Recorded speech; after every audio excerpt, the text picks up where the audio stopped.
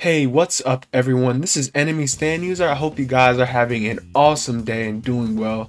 Today we are taking a look at the newest chapter of JJK, chapter 159, and this time we're kind of mixing my own dialogue with snippets of my reaction. And I did this with this chapters because with chapters with more like writing and heavy dialogue with these sort of heavy chapters, because I definitely know you guys don't want to hear me with my sort of abysmal reading with these long chapters. A What? tertiary. Nope. Okay,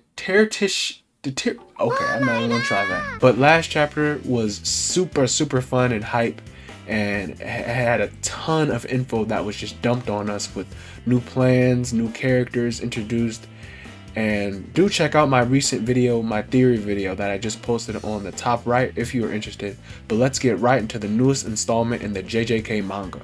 So in this chapter, we get to explore more of the newly awakened player Higuruma and look into his past. And he was actually a lawyer before all this culling game craziness.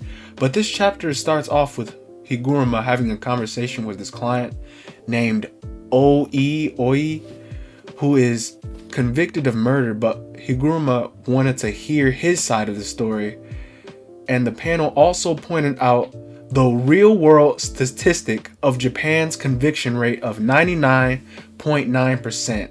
And that, when you think about that, that's kind of crazy because that's real.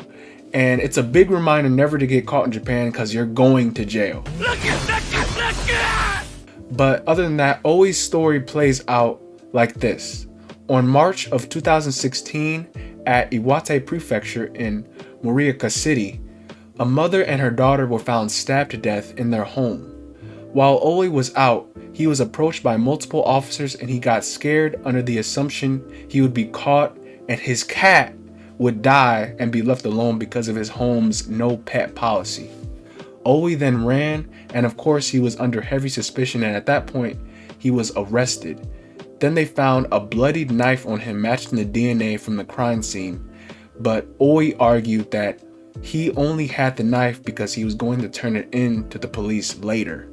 So this is definitely an incredibly unfortunate circumstance for Oi, and Higuruma explains this to his partner, a defense attorney, Shimizu, and he believes that Oi is actually an innocent person and agreed to take on this case because Higuruma perceived that his environment and the different circumstances Oi was in working for this sort of non-profit elderly organization, it didn't really match up with his sort of brutal actions. But Shimizu protests, saying how difficult this case would actually be, and explains that in cases like this, it doesn't really matter what the circumstances were before, and due to the nature of the murder, it's a mother and child, and the public opinion would kind of suck and be bad, and the defendants would really, they would always be found guilty. And even though it's even enough to warrant a death penalty, so Shimizu, she really thinks it's a worthless effort, it's a worthless plan anyway.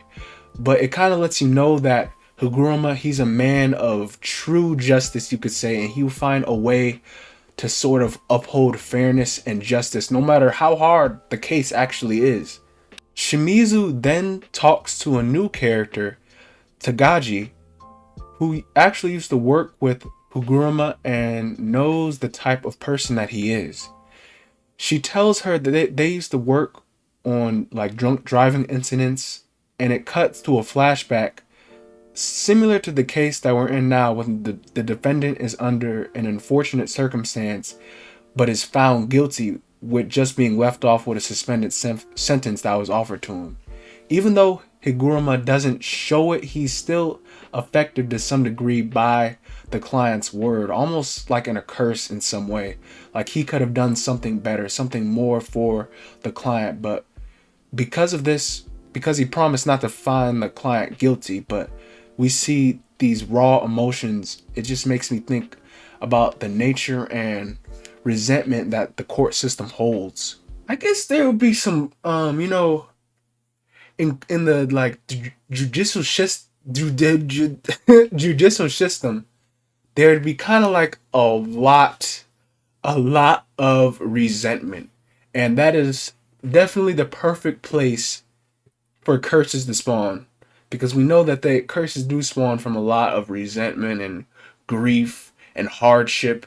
So the court system is definitely the perfect place for that. But let's see how it rolls out. But after that, Takagi is talking to Higuruma about the sort of reality of the justice system and not to take on any more impossible cases.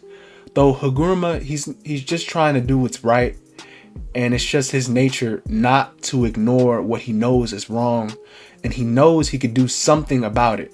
He then compares himself to the personification of justice, the goddess of justice, which is blind and impartial for equality under the law. But if the law is unequal for those who just want to save themselves anyway, Higuruma wants to keep his eyes open and lend a helping hand, not to shake off any sort of help that he can give, and to really see the bigger picture. And I really see how, reading this a second time, I could see how Gigi is really writing this, and it really is kind of poetic, and it's crazy how you can kind of get to feel for a character even in one chapter. Gigi is really good at that. Back in real time though, it's time for Oi's verdict, and the court found him not guilty. And everyone around the court is shocked, and Oi is crying and thanking him, and it's like a happy ending. But of course, things really don't play out well. And even though Oi was found innocent, and he even was found somewhere completely different when the crime scene took place, the prosecution appealed. And I actually believe they appealed because you remember that one panel with all the websites and the social media calling out the case was crooked, the judge was bribed, the judicial system is dead, the prosecutor is useless, and all this other stuff. And it's the public opinion which was so bad for the case, on top of the already bad system in place. It went all the way to the Supreme Court, and they had no chance after that. The sentence was overruled, and Oi Kita was found guilty on basically no grounds, and he was sentenced to life in prison. It really was, from the start, it was just a rigged system, and there was never any chance for real justice.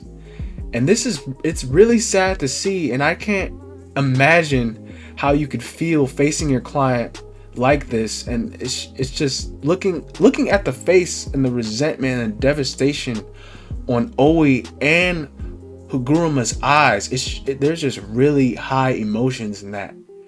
But when the court verdict is settled, Higuruma stands up and demands a retrial, summoning what I presume to be a Shikigami curse. Oh, whoa, hold on. Okay, I think something is going on. He just slammed his mallet. Okay. He's not having this now. He said, I am the law. Higuruma-san, everyone come back. He's like, no, this ain't over. Oh, what the is that? Holy Jesus. That looks serious. Oh my gosh, that Shikigami looks serious. It looks like a freaking hollow. We're having a retrial. Yep, he did. He definitely had a breakdown, and he's definitely about to pop off. This is probably how. Oh my gosh. We're having a retrial. Culling game player Higuruma Hiromi. The mallet of wrath opens up a cursed courtroom. You know, at first when I read this chapter, I really was not blown away. But after reading it in detail and really picking up on little things about this chapter, I could say that it really is phenomenal and shows how well Gigi can write up a situation and a character even in such a short amount of time, just with one chapter. And you can really pick out so many little kind of details about maybe the court system, the resentment involved with people's feelings, Higuruma's feelings. And it's just so crazy though. But speaking about the Shikigami and Higuruma's power, tell me what you guys think this Shikigami curse ability is. I'd like to hear that, but right now I think its ability might have something to do with reading people's hearts. Maybe if they're lying or have a certain level of guilt. Maybe like performing a domain or some sort of binding vow opens, which judges the target and could hurt or kill a person if they are guilty. But that's just my take at the moment, seeing of how deadly this sort of Shikigami looks. It almost looks like some sort of like a bleach monster, like it's a hollow or something. But like with those, it looks really dangerous with those judgment scales and his own hammer. And it really could be like a court type ability. It even says on the panel, it's a cursed courtroom has opened up. So a courtroom domain would be absolute fire. That would be awesome to see. It said at the end too that Yuji and company was coming to a colony and someone awaits them. And that is super massive hype because it could really be anyone. It could be a new player. It could be Hajime, Takaba, or maybe a returning character like Maki, Yuta, Toto. I'd hate to say it, maybe Kugisaki. That'd be insane. Like, oh man. And that's really the type of hype that gets me excited for this manga. And Gigi is really, really good. He's looking really, really good in my eyes as an author, and his style of writing. It's just an insane amount of detail with such a short amount of time, and really gets you to love these characters so much. And it's really inspiring, and it always makes my day when I do read it. But thank you guys for checking out my video. If you enjoyed it, remember to like and subscribe and to share. Please share this video with friends and others who are interested. I really, really do like talking to you guys in the comments, and even small comments make my day in this channel so much better. But remember to check out some of my other videos, and I'll see you guys hopefully in the next one. Bye bye.